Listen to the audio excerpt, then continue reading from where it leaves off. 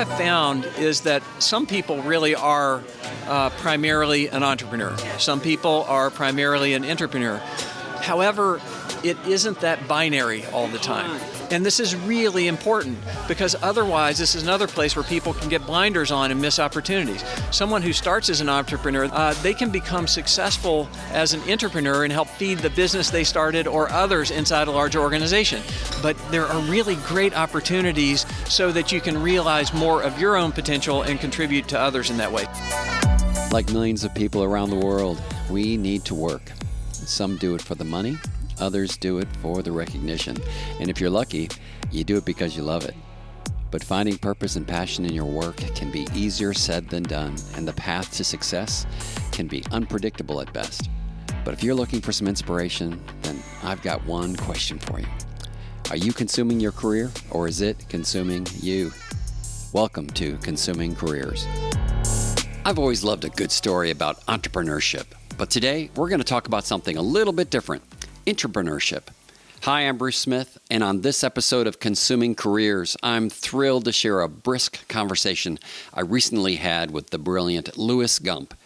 Louis has recently penned an insightful book called The Inside Innovator. It's all about how you can spark innovation and launch new products and services right where you are within your current company. And Louis knows what he's talking about. He's been at the forefront of multiple technology launches at the Weather Channel, CNN, and Cox Media Group. He's mastered the art of navigating the complex environments of large corporations to introduce products and services that align with the company's mission while leveraging its core competencies. So, without further ado, let's dive into my conversation with Louis. Well, welcome back to Consuming Careers podcast. I'm really excited. Look, I'm always excited about these podcasts. They're just so much fun. But the topic of this one is really got me thinking about careers and innovation and how to navigate a career. So without further ado, I'm really excited to introduce my new friend and my guest, Louis Gump. Louis, welcome to Consuming Careers. Thank you, Bruce. It's great to be here. Yeah, and here, which is a really interesting story, we are at the Silver Skillet in downtown Atlanta. And if you haven't been to the Silver Skillet before, whoever's listening, you really got to make a venture out here. So you and I were talking about, we got to find a place to meet. You listed 12 places, and when you hit Silver Skillet, I'm like, that's where we got to go. So do you have some stories behind Silver Skillet? Well, that really was immediate. I remember the conversation. I love to eat, and Atlanta has a lot of great options.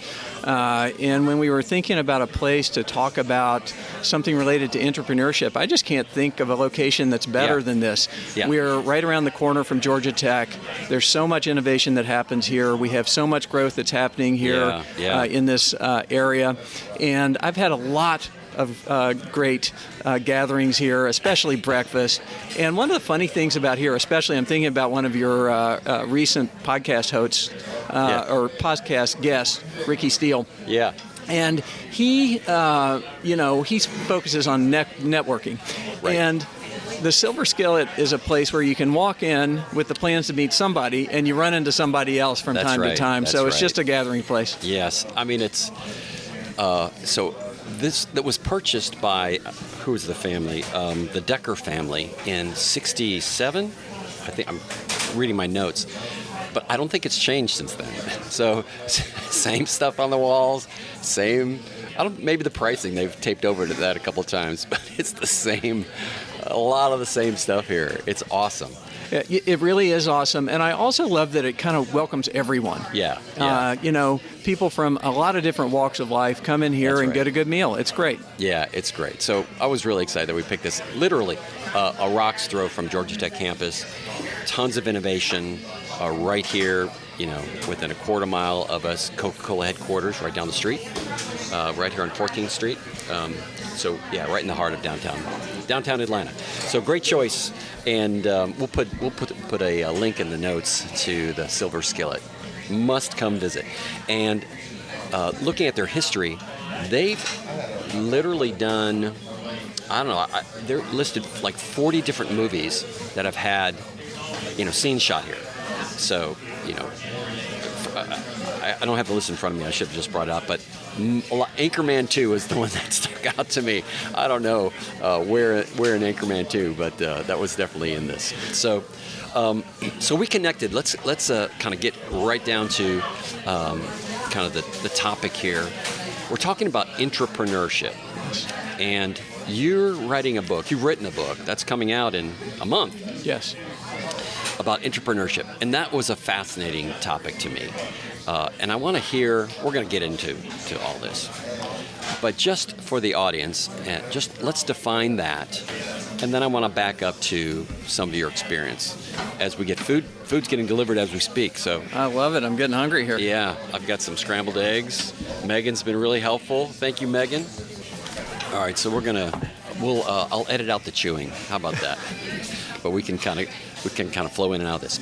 So let's start with your definition of intrapreneurship, a little bit how it contrasts with entrepreneurship.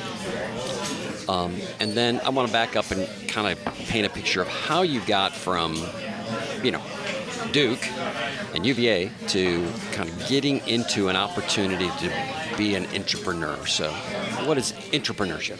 So intrapreneurship is the practice of creating value through innovation and growth within a larger organization. Okay. It can be a for-profit organization, it can be a non-profit organization, it can be an educational institution and more.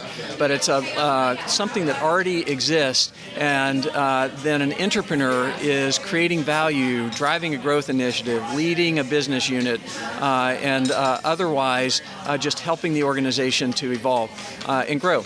Yeah. The entrepreneur is typically either an owner or a founder of a business. Yeah. And they're leading it, and they have a broad span of decision-making scope and authority. Yep. And they also have an organization that is largely defined by the mission they set.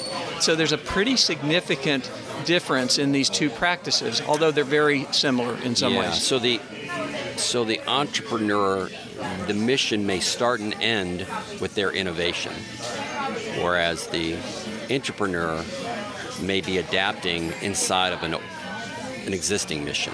Does that sound like we're on the right path? Yes. Yeah. Okay. Well, back us up a little bit.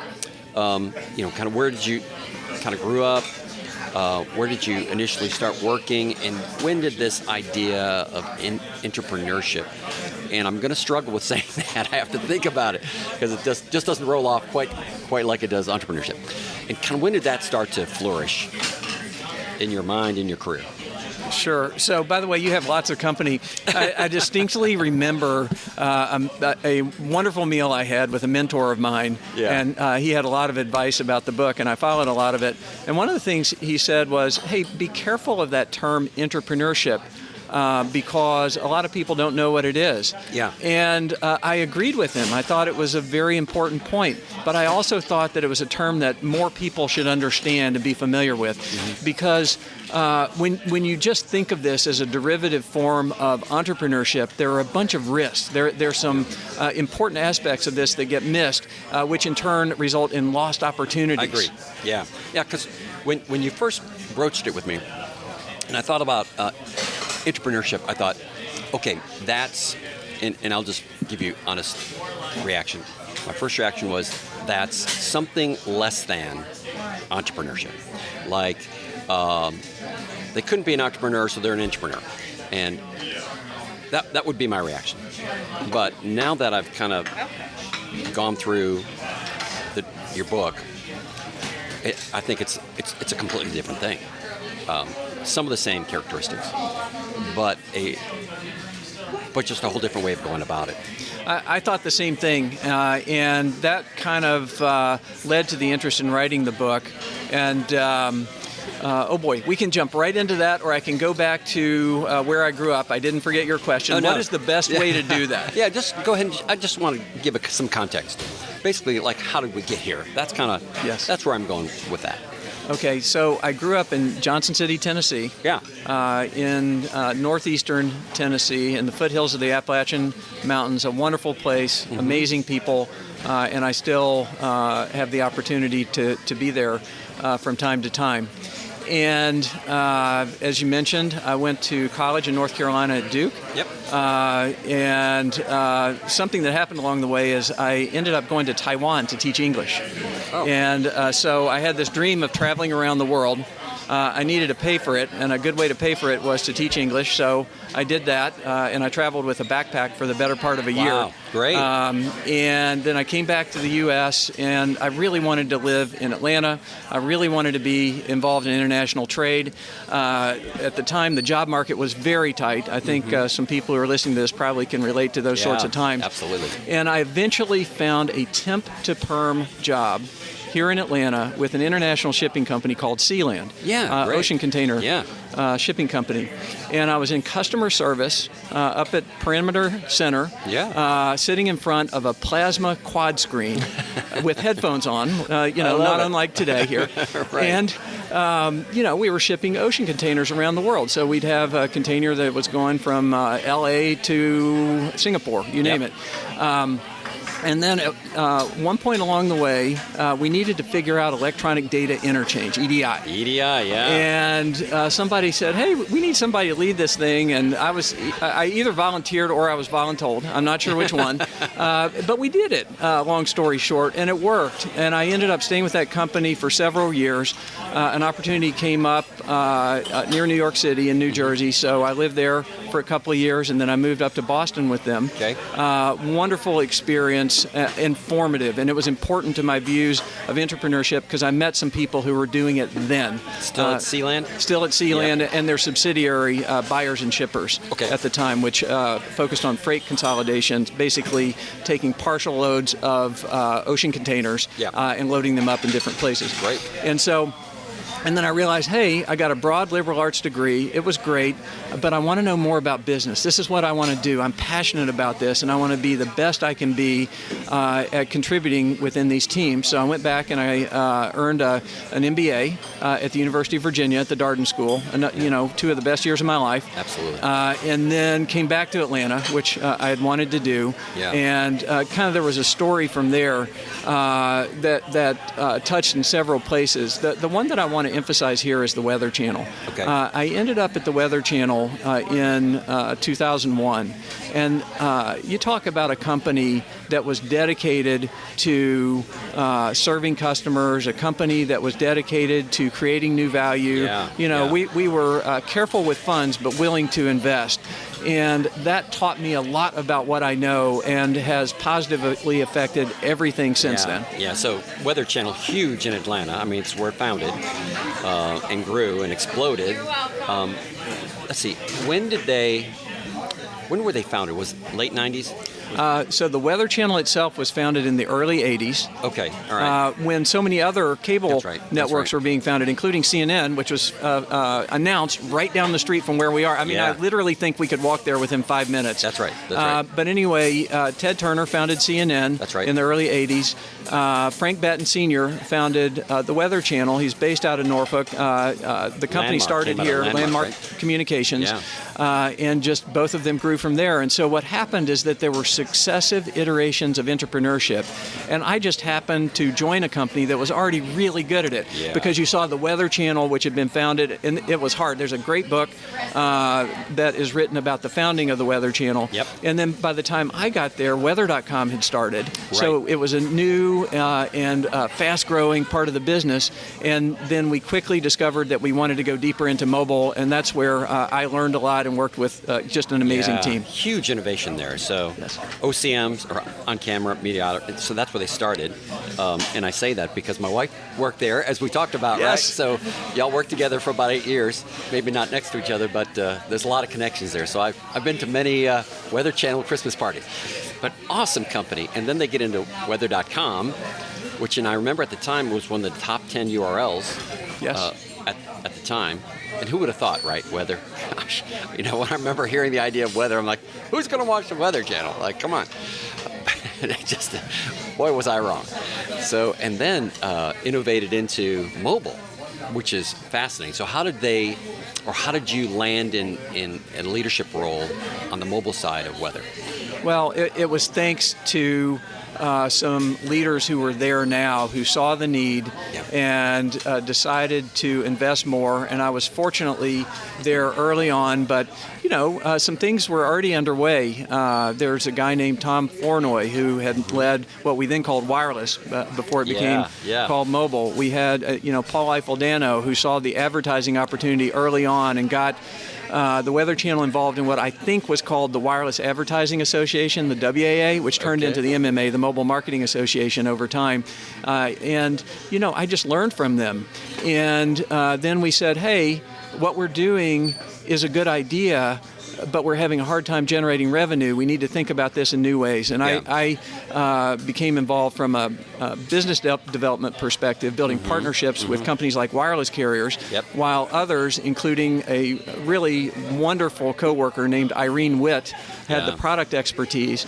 And then it just kind of grew from there. Jody Fennell, Jody Stewart, she taught me a lot about how this works, and she had been with the Weather Channel for a long time. So, what we accomplished together, I owe to so many other people, and we decided, there's a long story there, but we decided to build a new generation of apps in the early 2000s using technologies like Java and Brew and Windows and Symbian.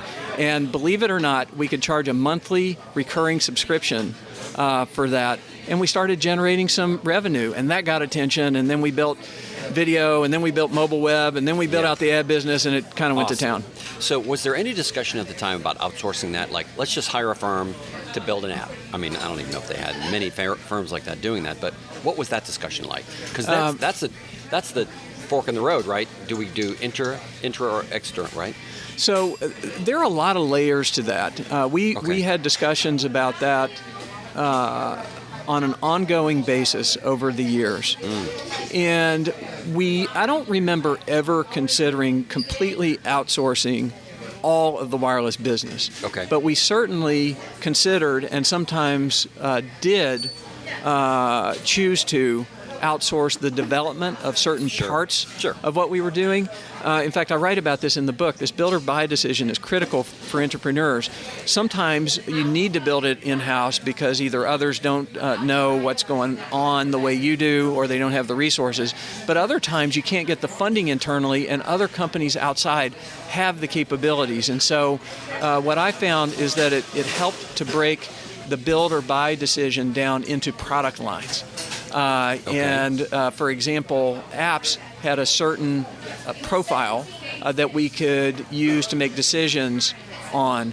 Browsing or weather.com on mobile devices, that also had a certain profile. And then we had text messaging, and then we had video, and each one of those had components. And so what I found in something that is multi-layered like that is almost always you're going to have a combination. And it's important to understand the business, understand your goals, and then make the call based on what kind of partners you can find. Well, you guys were breaking some new ground. We were. Every day is a new technology that you had to figure out. That's so awesome. Okay, so built the app, building mobile. You stayed until what, 2008? Was it 8 or 9? 2009. Yeah. So, and I know you talk about this in the book, how one entrepreneurial or intrapreneurial opportunity may lead to another. And so, is that what happened when you went to CNN? It largely is. We had accomplished a lot of what we set out to do at the Weather Channel, and we were then one of the most prominent companies in the mobile space, and really thankful for that and dedicated to serving customers, and that business was on a great track. And in the meantime, CNN had been active in digital in really significant ways, but by kind of everybody's account, had not yet fully tapped into its potential on mobile. And it had decided to do that. And they wanted someone to lead CNN Mobile worldwide. And it was just a perfect fit, especially for someone like me and a lot of people I know who care about professionally produced, reliable news. I really wanted to be part of connecting people around the world with the reporting that comes from an organization like CNN. It didn't have to be just CNN, but this is the one that had so many opportunities both in the U.S. And globally. And so I jumped in. There was a talented team that had already said, hey, this is important. We need a group of people to create this. And we built it. When I arrived, our mobile team, in terms of full-time members, was 2. Yeah.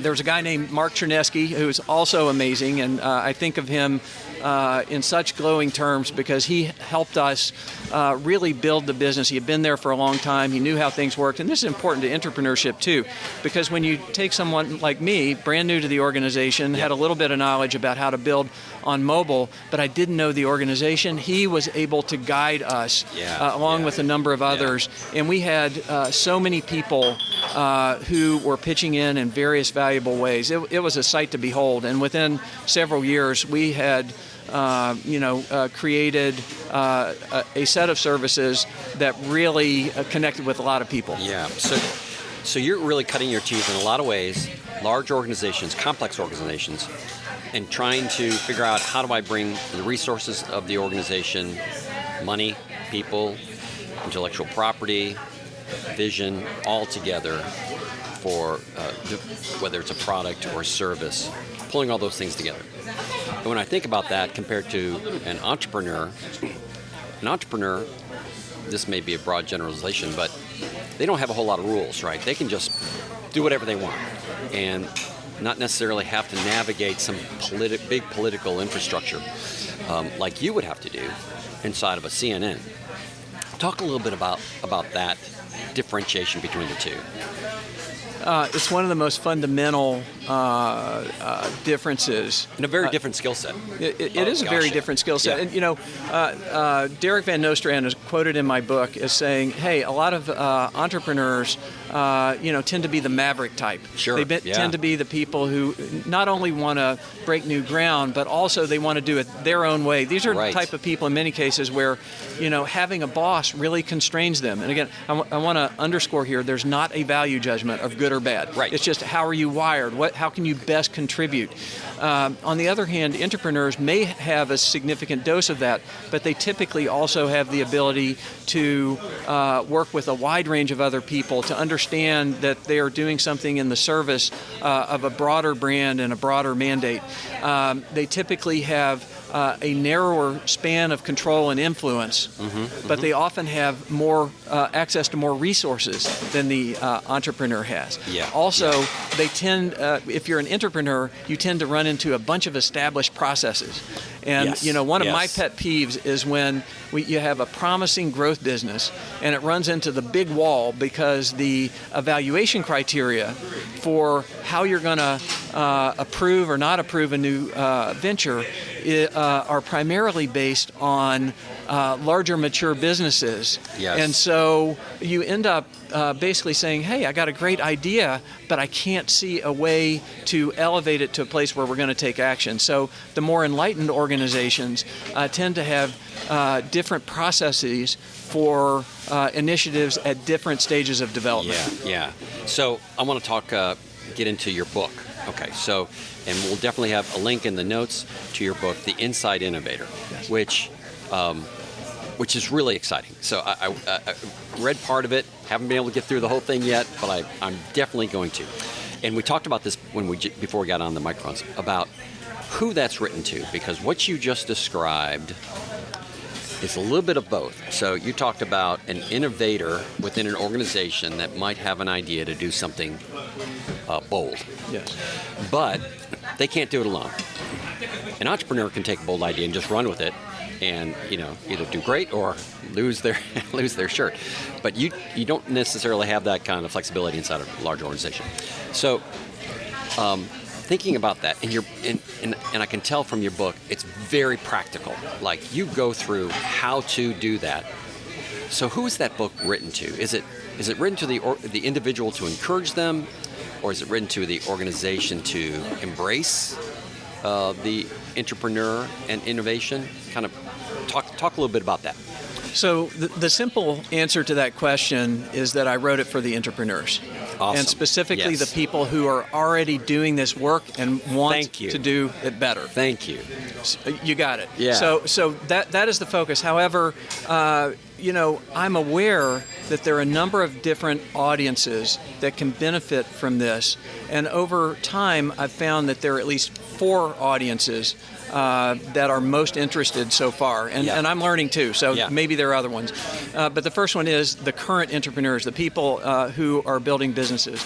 The second one is the aspiring entrepreneurs. And as I wrote the book, I dialed up the attention to people who might want to do this. They might be naturally inclined to do it, but don't really know where to start, especially people earlier in their careers. Good. Okay. The third is the senior executives of companies, and especially the C-level executives, the people who are making the decisions about who is assigned to projects, how capital is allocated, and that sort of thing.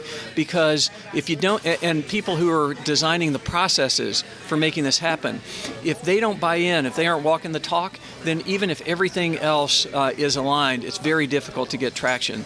A fourth one is consultants, people who want to help companies do this well, because a lot of companies want to do it well. And by the way, here's the extra credit one. I heard about this one recently. I was talking to an entrepreneur, and she had started a really great company in digital media. And she was looking and she said, Louis, after I read your book, because some people have read these copies early, she said, I really should have considered building this business as an entrepreneur, because then I would have had access to the resources of a large company. So that was one that I hadn't completely anticipated, but it was interesting to hear it. Well, the default mentality is, I've got this great idea. The only way I can make it happen is I just got to go leave. I got to take some IP with me or my idea and just kind of do it myself. Find some money, friends and family, and make it happen. So I'm hopeful, and maybe you can help me with this, but I'm really hopeful that this book answers that question. I got to think it does, because I need it. Because, I come up with crazy ideas, and if there was a freedom to, or have a language to promote that within an organization, where I could explain the value to the organization and maybe help them think about how they can embrace innovation. It's so on the point of innovation, is innovation really only for the entrepreneur, or does the entrepreneur have innovation handcuffs on? Oh boy, there are a lot of different ways to answer that one, but entrepreneurship is not the sole domain of any one group of people. Innovation is available to most everyone, and that's one of the things that I want to emphasize. Sometimes we put our own blinders on, we create our own boundaries, and I think we should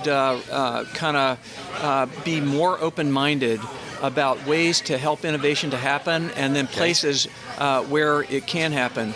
Entrepreneurs drive a tremendous amount of value. But on the other hand, if you look at some of the biggest innovations that have happened over time, I mean, let's take a classic example. Let's look at Bell Labs and what happened in Bell Labs. There's nothing new about the idea that amazing, transformative, large-scale innovation happens within large organizations. It's just widely understood to be harder in a lot of ways, sometimes by self-imposed restrictions. And so how do we make it easier to do that, I think, is one of the biggest questions. Well, Bell Labs, they were spinning off ideas all day long. Coming up with ideas, I guess, and I don't know all the deals, but putting them into a business model, maybe developing a product on that, and then spinning it off. And I think they probably made tons of money capitalizing on entrepreneurship. That's right. Yeah, that's awesome. Well, I want to talk a little bit about the challenges that you would have faced, coming up with new ideas, new innovation, and how you were able to socialize those new ideas, get backing for them from the organization, and then move them forward. Talk through some of those things, specifically maybe at CNN or Weather Channel, and even at Cox Media, because we haven't talked about that yet. But how that worked, and how maybe some of the companies fought back against those or pushed back, harder than you had hoped or wished? Well, I'll start on the positive, but then go to some of the challenges. Many companies understand that they need to innovate to stay most relevant and to grow the business. And so that isn't necessarily a brand new thought in most places that I'm familiar with. Right. However, people are busy. They have a lot to do. They have a lot of priorities. They have limited resources. And so it can sometimes take some real focus and advocacy to make things happen. What I found is that powerful ideas tend to have the potential to grow in environments that either welcome them or are partially set up to welcome them, and then you can kind of pry open a place to realize them. In my case, let's take the Weather Channel, for example. That was a very innovative company already. As I said, it was a perfect fit for me at the time. I had a boss, a guy named Joe Fiveash, and Joe really saw the opportunity. And Deborah Wilson, who led digital, or led weather.com at the time, she saw the opportunity. And so one of the things that I find is that if you have strong advocates that you report into as an entrepreneur, that helps a lot. They can provide guidance, because I saw some of the opportunity, but they saw some things that I did, and other people did too. So you can kind of bring the talents and the knowledge of various people together, then they can help to shape where you're going to go, which is one of the reasons I'm really passionate about training up entrepreneurs, not only as idea advocates, but also as strong leaders, people who listen, people who understand that it helps to give people the tools they need and then get out of the way. When you have that, that's when you have a significant multiplier effect. That's exciting. Yeah, I like that. Now talk about, and I think I heard this from you recently, and I really like this challenge between exploit and explore. I think those were the words you used. And a large organization often is really excited about exploiting the great technology they have, right? Because that's where they're making money. But there's still this R&D explore piece. How do you balance that, or how do you communicate that to an organization when you have a new idea? How do you help them get on board with the explore versus just exploit? So, the balance is critically important. This was brought up in the Innovator's Dilemma with Clayton Christensen. I was just talking with a person who worked closely with him last week. His name is Scott Anthony, and he's a professor at Tuck. Really, just a world-class thought leader. And that balance has gotten attention from a lot of leading thinkers. I don't think there's any debate that on the one hand, you want to feed existing businesses, serve existing customers, and also for most of us who want to see growth businesses, you want to invest. But how you do that gets to be really interesting really fast. And, part of that is identifying individuals and groups that are responsible for it. Part of it is dedicating pools of financial resources.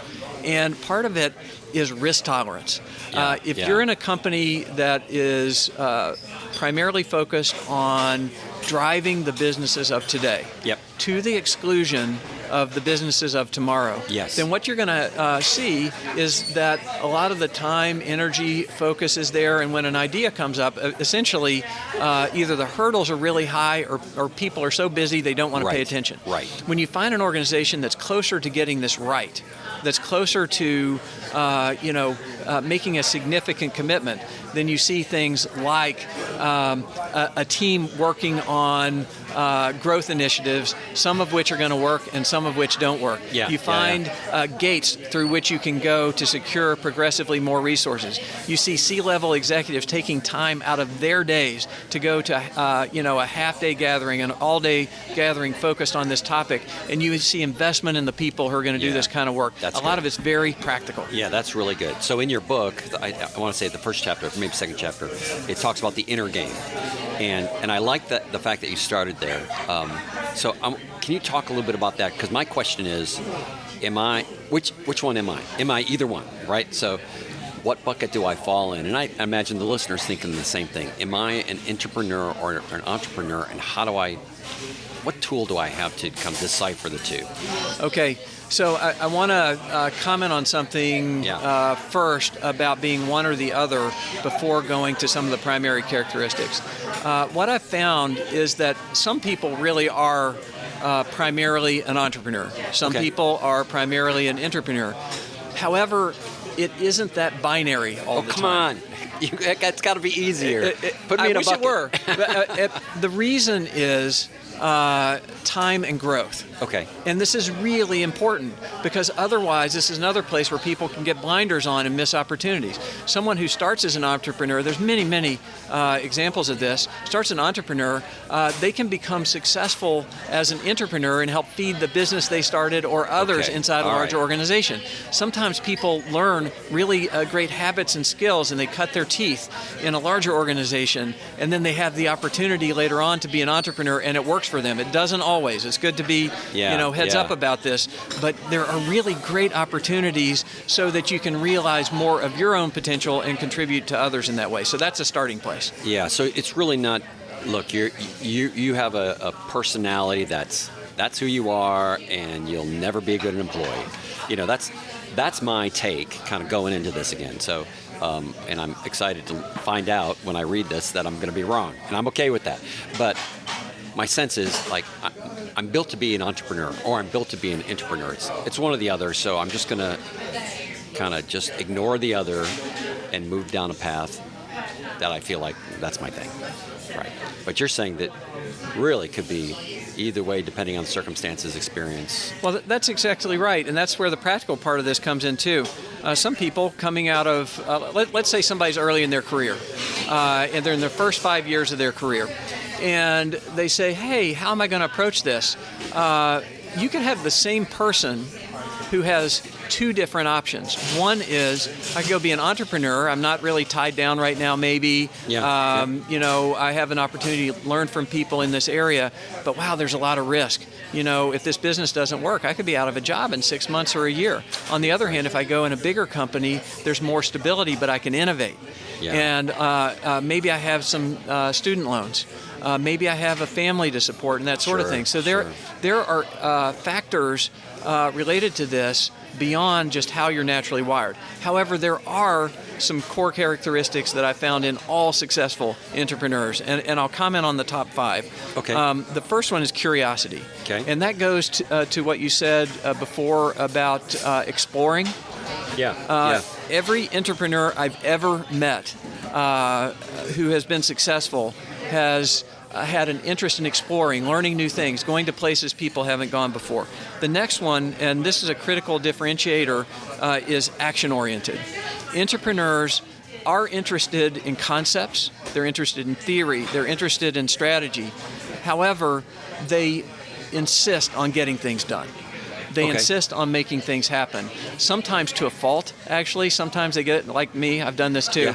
You get impatient when you say, hey, we not only want to think about the idea, want to serve our customers, but we also need to start putting some points on the board. Next, someone who's able to build bridges. And this is one of the key differentiators. Most people need to be able to build bridges in some way. We don't live in isolation. Entrepreneurs need that, and some of the entrepreneurs I know are some of the most amazing communicators I've ever met and able to build relationships.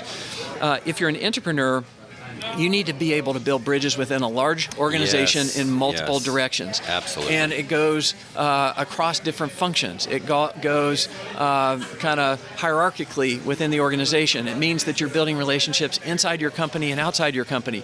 You don't have the luxury of hanging out with 2 or 3 people coming up with a great idea and then, for the most part, and then, saying, hey, everybody, come see my wonderful new product or service. The next one is entrepreneurs are risk tolerant. And this is a distinction between people who want to do this kind of work versus people who want to work on a more stable business within a larger company. And there are a lot of people who are really good at that. People who say, hey, we need to grow by a few percentage points a year. We need to serve our customers well. Maybe we'll offer a new flavor of this particular,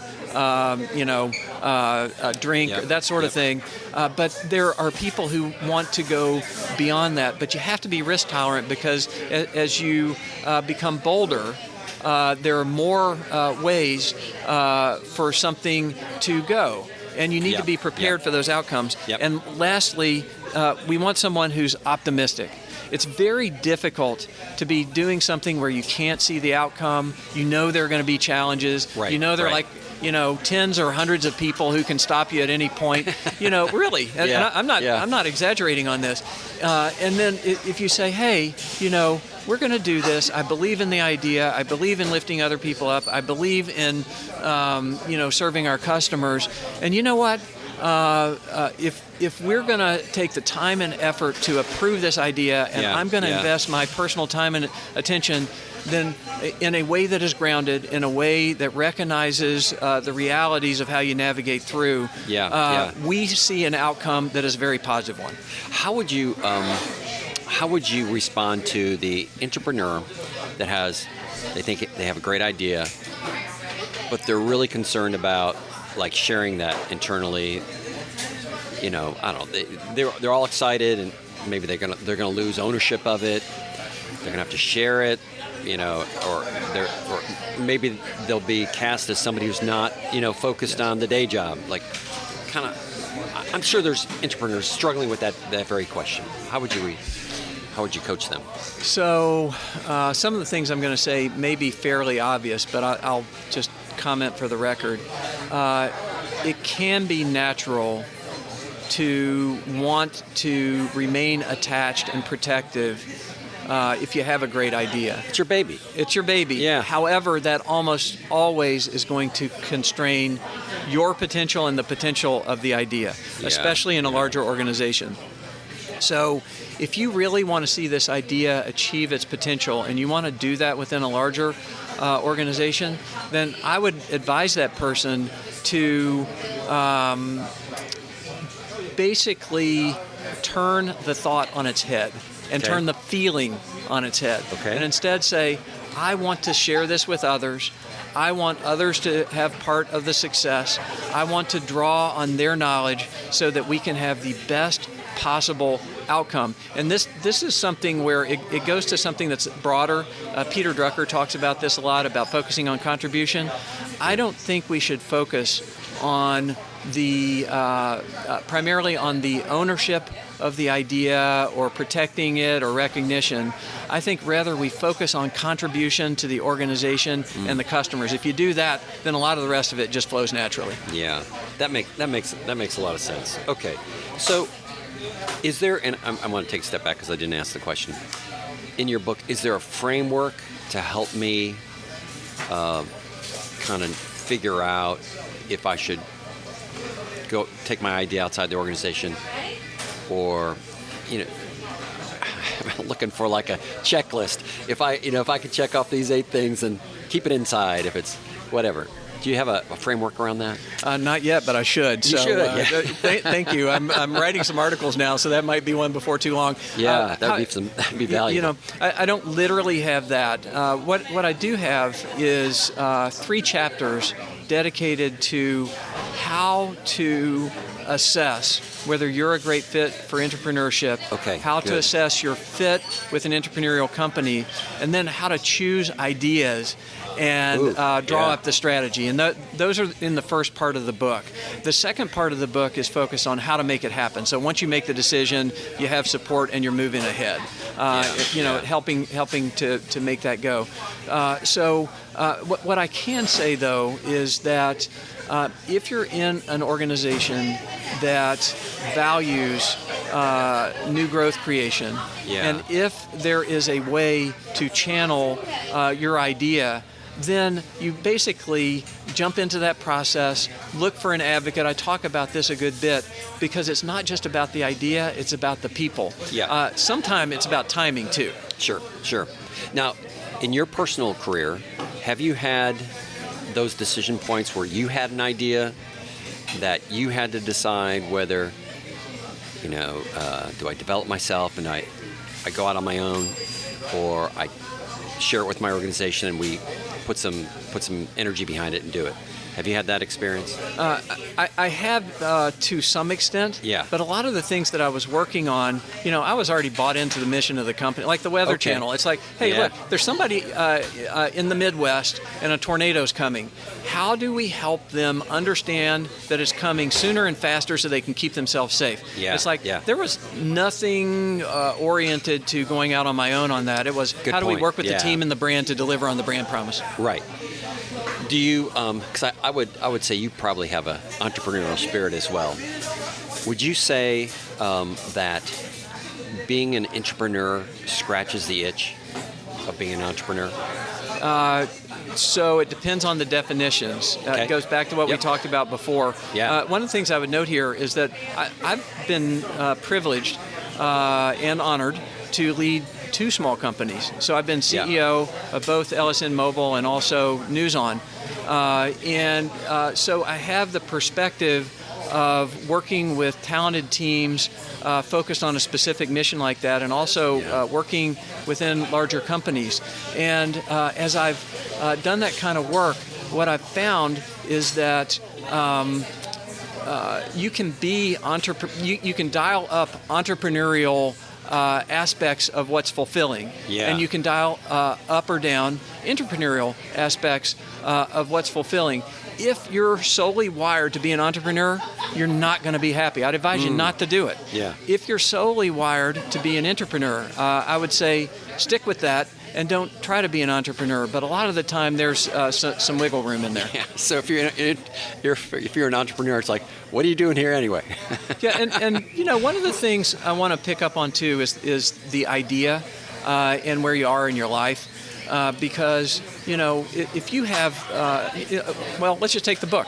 It's like, I've been thinking about this book for 5 years. Wow. And I was like, somebody ought to write this book. I read a lot. I read about entrepreneurs. I read about senior level leadership. There's a lot of great books out there, a lot of great thinking. Yeah. But I was like, where's the book on this topic? And I kept looking and I didn't really find it. There are some excellent books actually that focus on this area, one of the best of which is Intrapreneuring, which was written or was published in 1985 by Gifford Pinchot. Okay.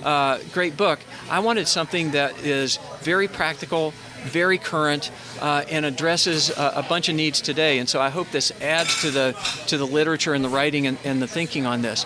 At the end of the day, you can be successful as an entrepreneur and be happy doing that if you understand yourself and you have a great idea. On the other hand, if you have something that's like, I don't see another place for this to happen, maybe it's time to go start your own thing. Yeah, and sure, especially like with the Weather Channel, it's like going out on your own to solve the problem. I can't even see how you would even start doing that in a lifetime, right? Because there's so much momentum. Well, at least they had it at that time. All that momentum behind technology and weather and IP and a community, an audience, great leadership. It would be kind of crazy to try to figure out to do something on your own unless you're just going to bite at the edges of some little technology thing. So that's really awesome. So a little about innovation. So how does an organization inspire and make a way for innovation like this to kind of build up entrepreneurs? And I think that's in your book. You say, why do organizations need entrepreneurship? Why do they? And how do they facilitate that? They can ascend to the idea of, hey, that sounds like a great idea. We really need that. As long as you can guarantee each idea is going to be a 10x ROI. But why do they need that? So that's a question that I've spent a lot of time thinking about. And although I had some opinions going into the writing process, a handful of answers became clear at the end of it. So I wrote the book, and then I was writing a conclusion. And the question occurred to me, so as I'm writing the conclusion, what are the themes? What really emerged? Because I didn't just write about my experiences. I interviewed 33 people with a subset, typically, of a number of questions that I had. And then the answers became a lot clearer. The first one is entrepreneurs push established organizations to adapt. Organizations, even really great ones, can be so set in their ways or so focused on the existing business that they miss significant opportunities. And so entrepreneurs are one of the most valuable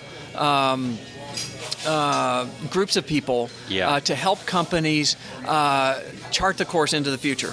The second one is entrepreneurs train the next generation of leaders. Now, the first one that I mentioned, I believe that already coming in. It just became clearer, and I had more examples. The second one, if somebody had asked me a year ago, I might have touched on it, but I didn't see it so clearly. But I heard example after example after example of people in companies from, Turner to the Weather Channel to, Global Payments and beyond, of how people have the opportunity to grow through entrepreneurship and in turn take on broader responsibilities within the company. Yeah. The next is that entrepreneurs create transformative growth opportunities for entrepreneurs. And this is something that you and I have touched on today, but haven't really dug into very much.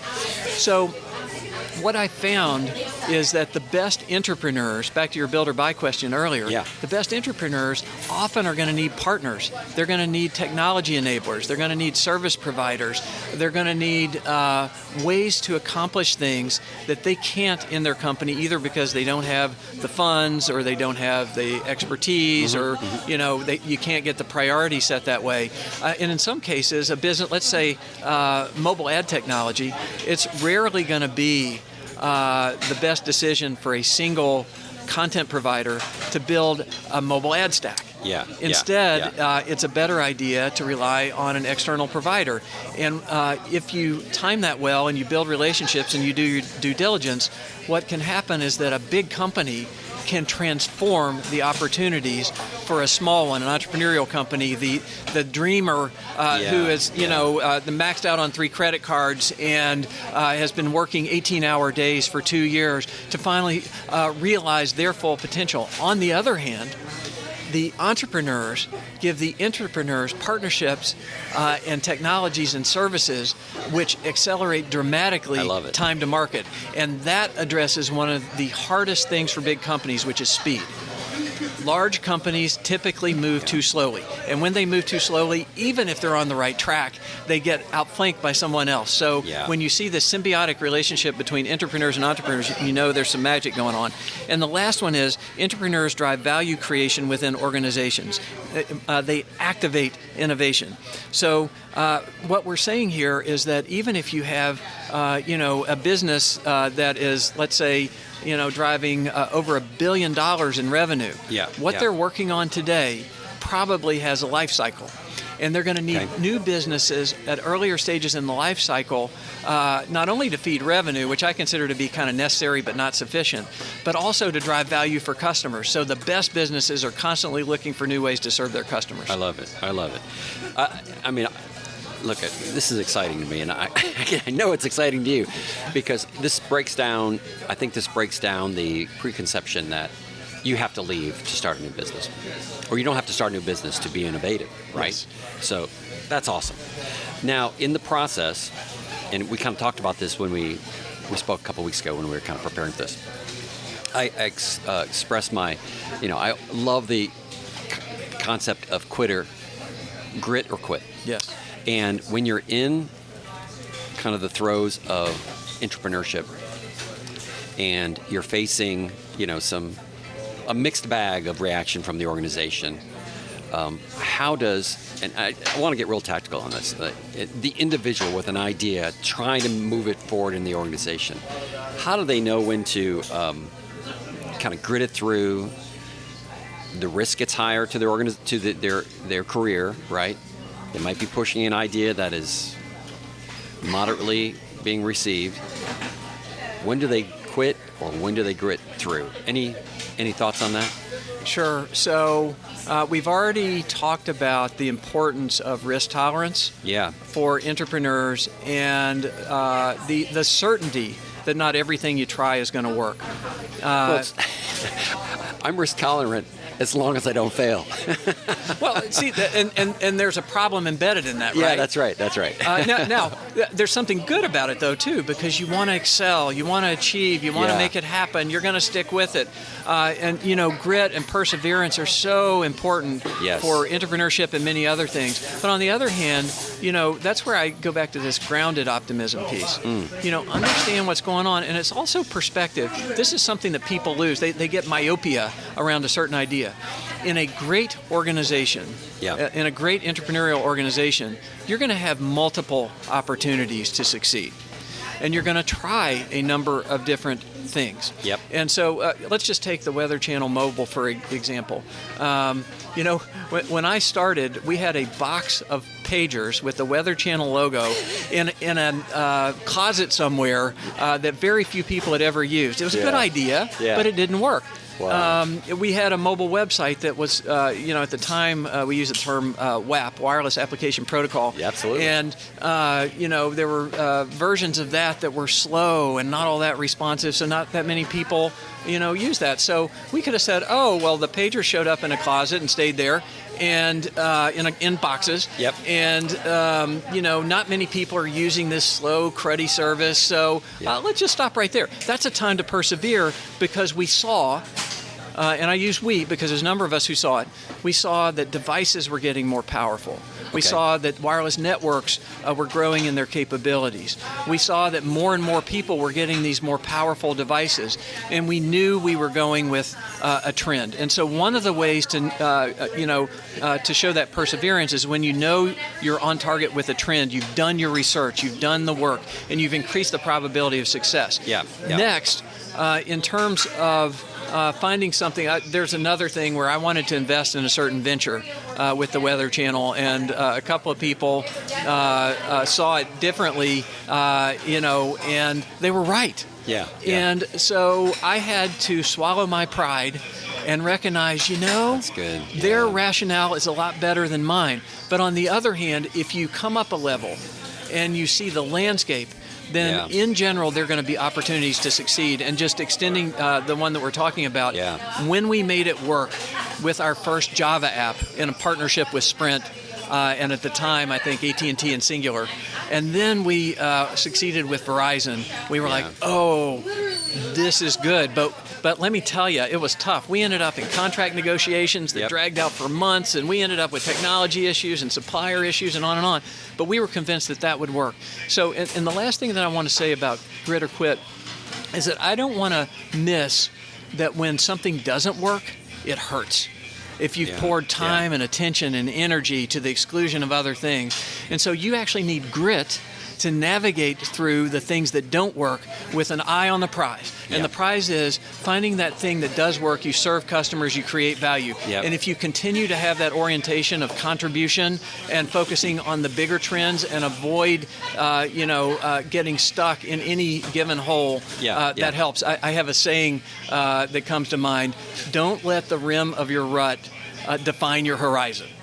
And there's a longer story behind that. But if you remember to get a little higher than wherever you are at this point, and instead look at the broader landscape, there's always more opportunity. Well, you touched on a good point about getting feedback from your team. So an entrepreneur facing the grit or quit question has a lot more to risk because they may not have as much input from a larger context. And as an entrepreneur, the risk of getting that wrong, the grit or quit, is certainly lower because you're able to engage a lot of contextual input from your organization across, industry, function, you've got a lot of input. So, I think that's changes the question. I want to comment a little bit more because there's another aspect of this for entrepreneurs, and that is the environment you're in. Yeah. A lot of entrepreneurs have the talents, they have the skills, they have the dedication, they have the desire, they have the ideas, but if they aren't in an environment that welcomes them, that nurtures them, there's a really careful thought process that situation invites. I want to stop short of defining a specific answer because sometimes what you can do is help an organization to grow. All those things come together, and you become one of the most important catalysts for growth. However, I would also say some organizations just don't get it. They're like, they just put up obstacle after obstacle after obstacle. And if that's the case, at a certain point, you got to say, maybe this isn't the best fit for me.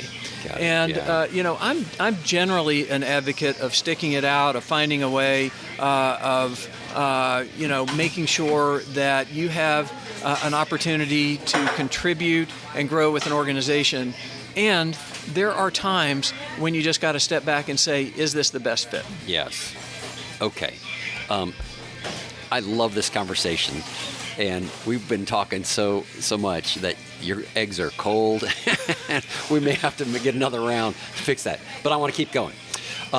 Let's talk about a little more personal about the life of an entrepreneur, because it's not a 9-to-5 job. Make no mistake, right? It's you're living the life of an entrepreneur just inside of an organization. So what guardrails have you put on your life as you immerse yourself into whatever that new endeavor is, maybe whether it was CNN or Cox Media, whatever it was? How do you manage that? Sure. So the first thing that I would say is that I've done it imperfectly, and sometimes better than others. Yeah. However, I've learned along the way, and there's a basic skill set. I'm seeing it with our kids now, where you set boundaries. Yeah. There's so often many more things that could be done than you can physically accomplish. It has to do with priorities. It has to do with saying, I have a value, and the value is to have dinner with my family whenever I can. And so, therefore, I am stopping at a certain point, either for the day or at least for some time, so that we get together. Yeah. I distinctly remember in 2006, and after 5 or so years of really working hard to build the business, the Weather Channel Mobile was taking off. Mobile web was starting to hit its stride. I was global chairman of the Mobile Marketing Association. I could have been traveling every day of the week productively. And at the time, it wasn't as easy to work remotely. And at the same time, we had 2 young kids. And I, was talking with my wife, and she encouraged me. She is wonderful that way. And I was trying to think, how do we strike the balance? And I ended up implementing a really simple guideline, which worked for me at the time. And that was no more than 2 trips a month. Okay. Period. Yeah. And that was very clarifying. And it could have been a week-long trip. Sometimes I was going out to the West Coast to Silicon Valley. Sometimes I had to fly to Europe. Sometimes I was going to New York, or other. But it could be an overnight, or it could be 5 days. Yeah. But whatever it was, 2 trips. Yeah. And then everything else needed to work around that guideline. And so, for example, we'd try to find other people who could travel instead of me for something that was really important. We would try to have phone calls instead of trips. And in certain cases, we put things on the don't do list. We just say, we got this many things to do, and it's all we can do. Another example, and this happened during COVID, I was with a really talented and hardworking team at the Weather Channel. In fact, we were dedicated sometimes to a fault. Okay. And we were working nights and weekends and trying to take care of our team members and trying to take care of our customers and trying to keep people safe and trying to figure out new ways to work. And it was never ending. And our leadership team came together and said, we're feeling this. If we don't take care of ourselves, then how can we support our teammates? And so we implemented some time boundaries on weekdays and on weekends. That also was very impactful and ended up being, copied by others. And so I think this idea of boundaries is critically important. There's another aspect of this I want to emphasize, and that is when you're somewhere, be present. When you're at work, it's okay to be present. With the exception of a handful of people, including my wife, if I'm in a meeting, I try not to answer a phone. Even if it's important, I try to, let that be handled some other way. But on the other hand, when you go home, how many times have many of us had whatever the problem of the day is on our minds? Yeah. How often do we actually go home and we have a full tank of gas, of energy for ourselves? Sure. And sometimes it helps to sit in the car if you're going somewhere else for the day and then you come home, to sit in the car for a couple of minutes and just reset and say, I don't care what happened today. I don't care whether it was an amazing day with huge accomplishments or some big problem in some important place. But you know what? The most important thing for me for the next however long is to be engaged with my friends, to be engaged with my family, to relax and recharge, to exercise, whatever, and to be present. And for people who can exercise that discipline of presence, it pays dividends in all sorts of directions. Yeah, absolutely. And if you're gonna change the world, sometimes it takes kind of all in. And I know there's sacrifices you can make, but they don't have to be forever. They don't have to be permanent changes. So I get that ebb and flow. But if you look at the portfolio of your life, there's got to be that prioritization. But really only a couple more questions, because we can go on forever, because I love this topic. Thank you. What facets of your work have really provided the most meaning and have been the most fulfilling? It's about people. The accomplishments stand out, and we've gotten some nice recognition. However, the most fulfilling things for me are accomplishing great things with amazing people. That's great. Seeing growth. I've ended up in a situation where many people have helped me to learn new things. Sometimes experiences have done the same thing. These days, it's not uncommon for somebody to give me a call or send an email. Hey, Louis, I'm trying to work through this thing. Do you have a few minutes? And I try to be as available as possible because so much of this is about working with people who have distinct strengths, distinct talents, aspirations, questions, and working through that and listening. And there's nothing that lifts me up more than seeing, so many people go forth and do great things. Yeah, this is great. All right. Boy, I do have like 10 more questions, but I'm not going to ask them. We can talk about those offline. Great. But I do have one last question. And it's our core question for this podcast. So, are you consuming your career, or is your career consuming you? Or has it? I was thinking about that question some, and I think to say that I've been fully successful in kind of focusing on living as opposed to getting caught up in the whatever it is that's demanding about work. That would be a stretch. However, I can tell you that I've been very mindful to focus on, people, and to focus on contribution, and to recognize that if you don't have your health, if you don't have people you care about, then things are not as fulfilling. They don't feel as meaningful, at least to me. So for that reason, I've tried really hard. To say I've consumed my career, I don't know.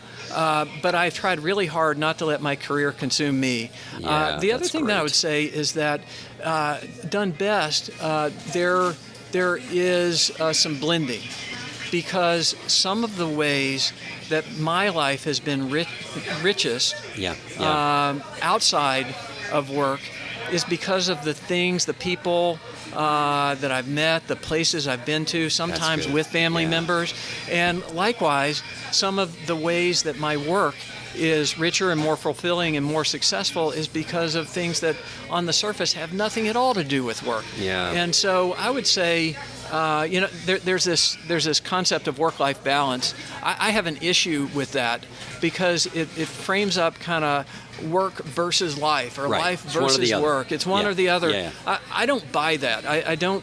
I think there's, as with so many things that are commonly articulated, there's some important truth to it, and I don't want to underestimate the importance of that. But I think a life well lived combines the two really well. Well said. Well said. You must have been thinking about that for a while. A little bit. Okay, all the hard questions are done. So now we're going to move into the lightning round. Okay. So, are you ready? Yes. All right.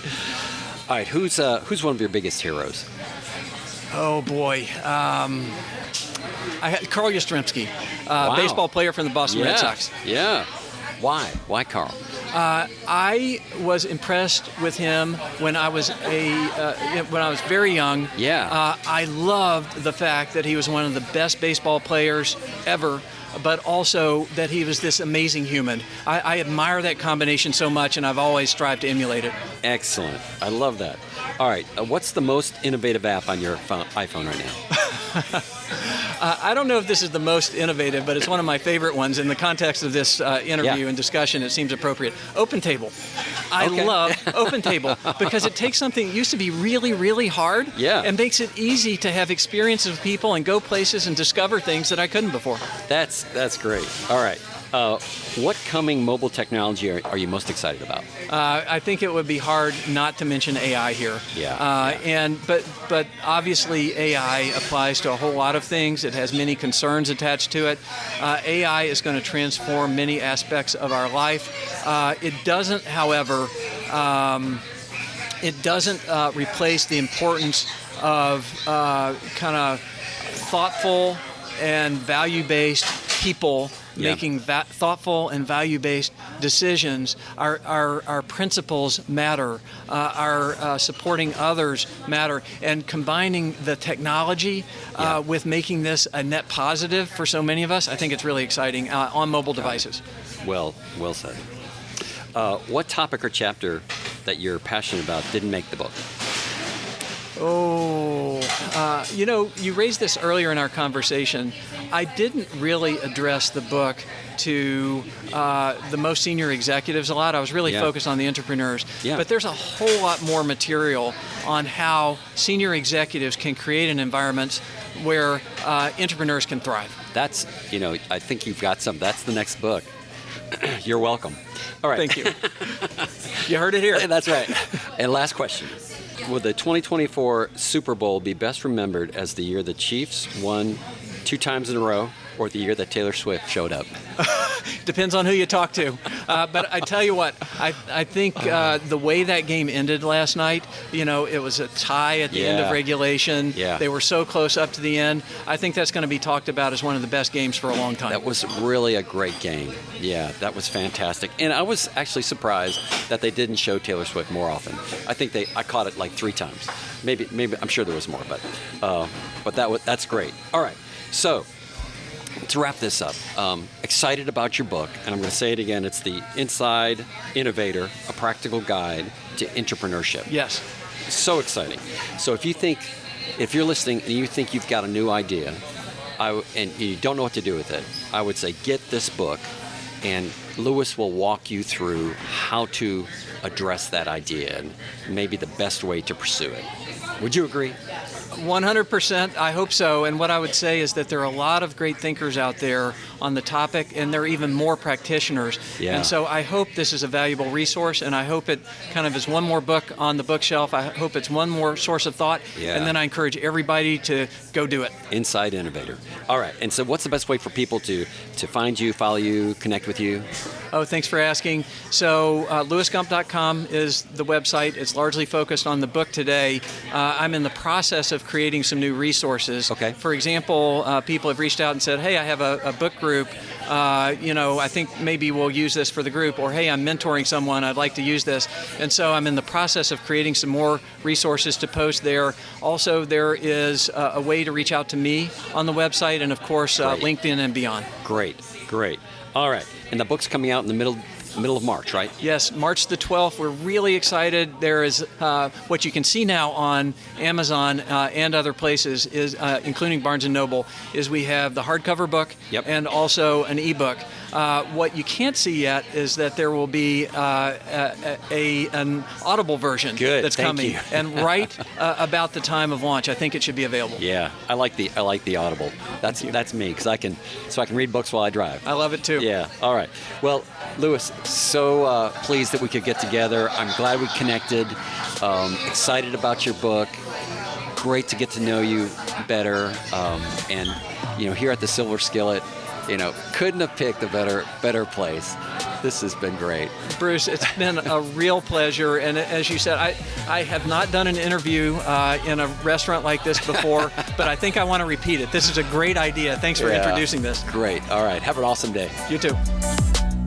Thank you for joining us on Consuming Careers. If you've enjoyed the show, please click the follow button in your podcast app so you won't miss any of our future episodes. And if you have a minute, write us a review. We truly appreciate hearing from our listeners. And as always, I'm Bruce Smith, and you've been listening to Consuming Careers.